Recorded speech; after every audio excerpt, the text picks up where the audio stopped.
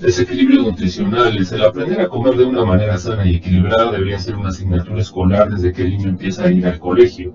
Y para ello, qué mejor enseñanza que crear hábitos adecuados en los comedores escolares que eviten que esos niños, cuando sean mayores, cometan los mismos errores nutricionales que sus padres.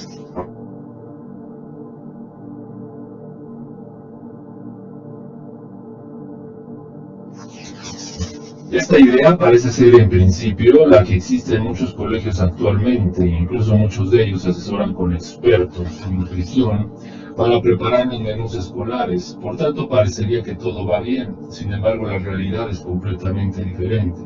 Aparentemente los expertos en nutrición que asesoran a dichos colegios son expertos en preparar menús acordes con los vicios nutricionales existentes.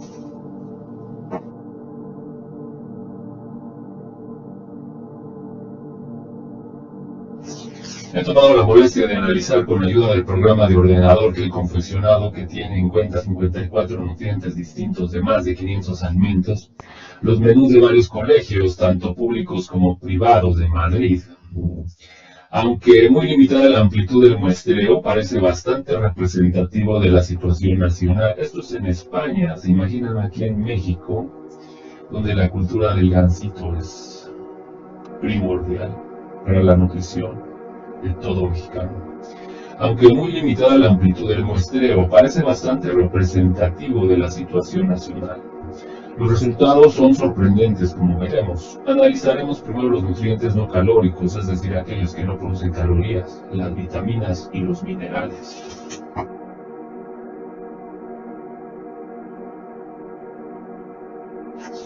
Con respecto a las vitaminas, el desequilibrio mutuo es enorme, mientras que de algunas vitaminas se toman cantidades realmente excesivas, hasta 3 veces más de las necesarias, vitaminas A, B1 y B2. De otras no se llega ni a la quinta parte de las necesarias, vitaminas D, E, B8 y B9. Con respecto a los minerales, tenemos una situación parecida, siendo el desequilibrio más importante el encontrar una relación entre el calcio y el fósforo. En la alimentación de un niño debe haber una cantidad aproximadamente igual de ambos minerales. El valor exacto depende de la edad. Es decir, su cociente debe ser 1. Sin embargo, los valores del cociente calcio-fósforo en la dieta escolar típica se encuentran entre 0.2 y 0.6. Es decir, bastante menos calcio que fósforo. Además, las cantidades de zinc, hierro y calcio suelen ser en términos absolutos las que más tienden a estar por debajo de las necesidades diarias de estos minerales.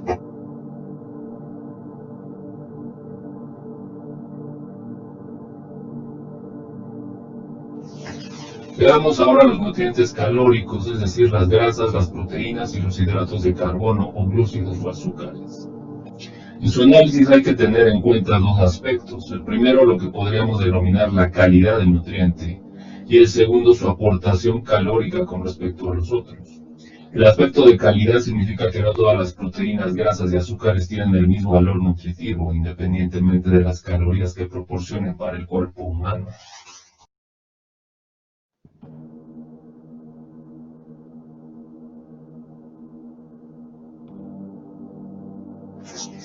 Las proteínas están compuestas por aminoácidos, de los cuales existen más de 22 tipos distintos y cuyas combinaciones dan lugar a distintas proteínas. Hay 8 aminoácidos que son esenciales para el cuerpo humano no adulto y uno más para el niño. Por tanto, deben ingerirse con la dieta y ello hace que unas proteínas sean más adecuadas que otras para la alimentación humana.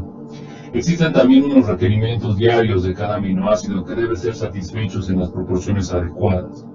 Por otra parte, las grasas están compuestas por ácidos grasos saturados, monoinsaturados y poliinsaturados en proporciones variables. Existen también 3 ácidos grasos insaturados esenciales que en realidad se pueden reducir a 1, solo si existe la suficiente cantidad y que por tanto debe suministrarse con la dieta. También está el caso del colesterol, que como todo el mundo sabe en exceso es muy peligroso para la salud, sobre todo si las cantidades. Si la cantidad de lecitina e inositol suministrados con la dieta es baja. Finalmente, de los hidratos de carbono tenemos los azúcares fácilmente asimilables, los almidones, la digestión más prolongada y las fibras que no asimilan, pero parecen necesarias para una buena digestión.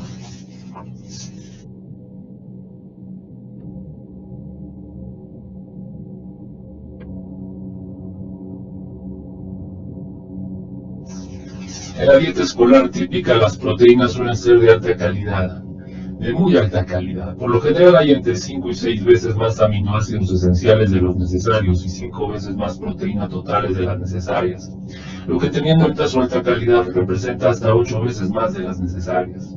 Con respecto a las grasas ingeridas en la dieta escolar típica, hay un desequilibrio enorme, habiendo un exceso demasiado grande de grasas saturadas y una pequeña cantidad de grasas insaturadas, es decir, justo una proporción inversa de lo que debería ser. Como es usual en estos casos, lleva aparejado un exceso de colesterol.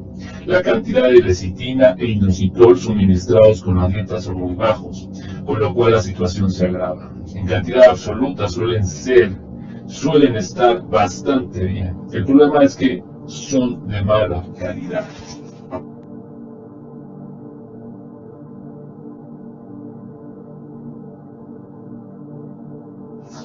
La situación entre los niños puede ser incluso peor, pues en general solo comen y meriendan en los colegios. En sus casas desayunan y cenan, incluyendo en su alimentación cosas tan malas desde el punto de vista nutricional como los donuts, magdalenas, Petit Suisse, galletas, etc. Así, según una encuesta realizada en Madrid en 1990, el 70.2% de los niños merienda bollos. Todos estos alimentos tienen un exceso muy importante de grasas, que además son mayoritariamente saturadas, y de colesterol, así como de azúcar.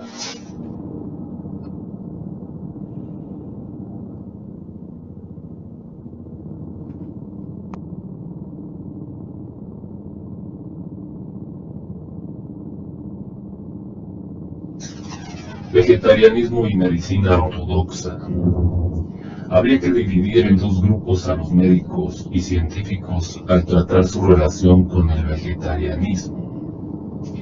Uno, el formado por los médicos y especialistas en nutrición que tienen ideas preconcebidas y que claramente desprecian la dieta vegetariana.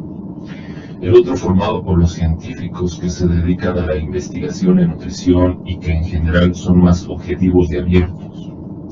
En España abundan los primeros y escasean los segundos, y de entre estos últimos no exigen los que se plantean el tema de la dieta vegetariana.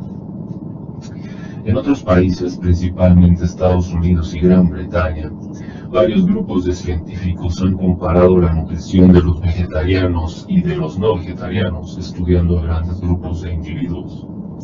Los primeros estudios que involucran a grandes grupos de población se realizaron durante las dos guerras mundiales debido a la precaria situación económica.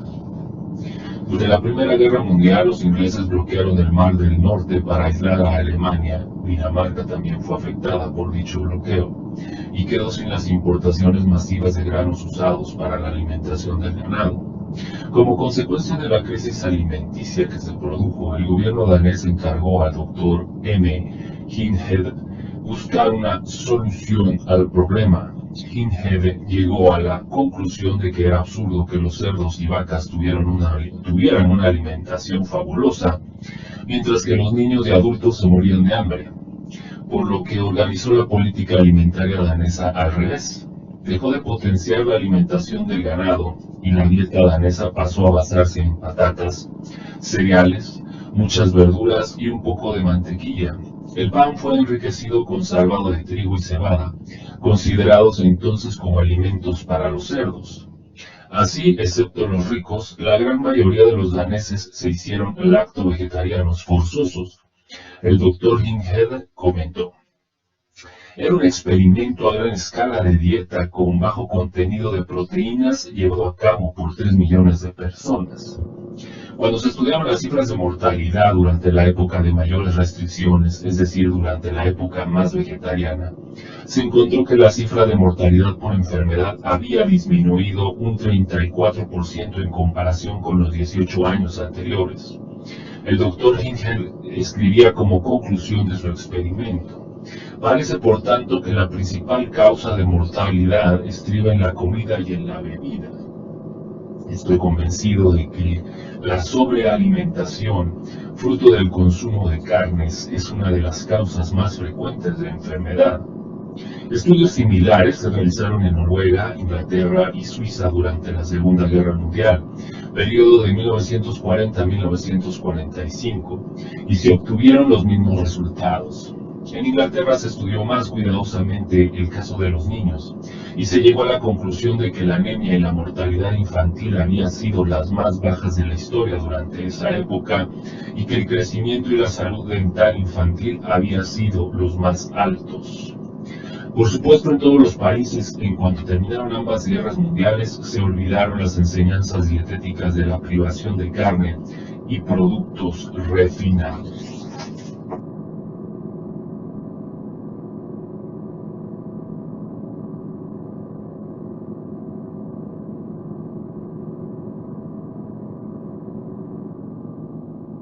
Como consecuencia de la crisis alimenticia que se produjo, el gobierno danés encargó al Dr. M.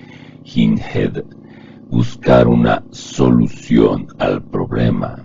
Hindhead llegó a la conclusión de que era absurdo que los cerdos y vacas tuvieran una alimentación fabulosa, mientras que los niños y adultos se morían de hambre, por lo que organizó la política alimentaria danesa al revés.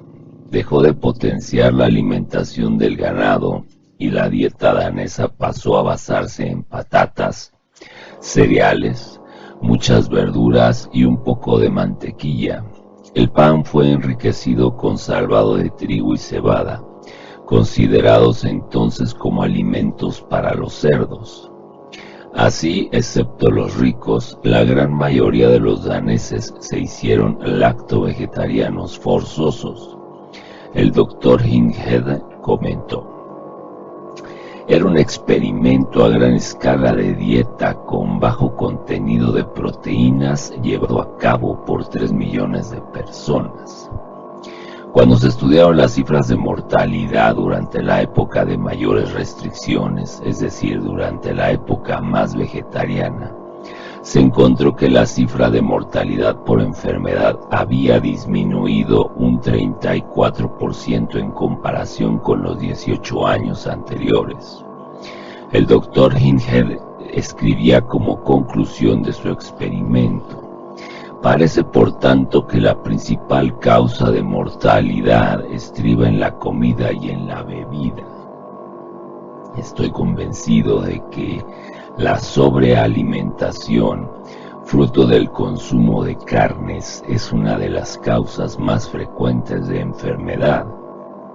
Estudios similares se realizaron en Noruega, Inglaterra y Suiza durante la Segunda Guerra Mundial, periodo de 1940 a 1945, y se obtuvieron los mismos resultados. En Inglaterra se estudió más cuidadosamente el caso de los niños, y se llegó a la conclusión de que la anemia y la mortalidad infantil habían sido las más bajas de la historia durante esa época, y que el crecimiento y la salud dental infantil habían sido los más altos.